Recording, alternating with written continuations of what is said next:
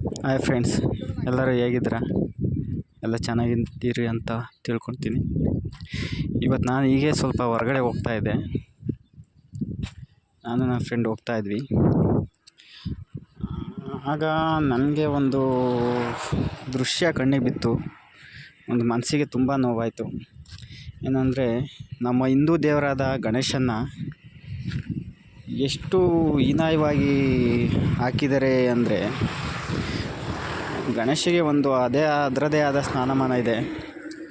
ಆದರೆ ಇವಾಗ ನಿಮಗೊಂದು ವಿಡಿಯೋ ತೋರಿಸ್ತಾಯಿನಿ. ಅದರಲ್ಲಿ ನೋಡ್ತೀರ ನೀವು ಯಾವ ರೀತಿ ಗಣೇಶನ್ನ ನೀರಲ್ಲಿ ಹಾಕಿದ್ದಾರೆ ಅಂದರೆ, ಅದಕ್ಕೆ ಒಂದು ಸಂಸ್ಕಾರ ಬೇಡವಾ? ವಿಸರ್ಜನೆ ಮಾಡಬೇಕಾದ್ರೆ ಅದಕ್ಕೆ ಸಂಸ್ಕಾರ ಬೇಡವಾ? ಒಂದು ಮಾನವೀಯತೆ ಬೇಡವಾ? ಇಟ್ಟು ಪೂಜೆ ಮಾಡೋದಲ್ಲ, ಅದನ್ನು ಯಾವ ರೀತಿ ನಾವು ಸಾಗಾಕಬೇಕು ಮತ್ತು ಅದನ್ನು ಯಾವ ರೀತಿ ವಿಸರ್ಜನೆ ಮಾಡಬೇಕು ಅಂತ ಒಂದು ಇರಬೇಕು.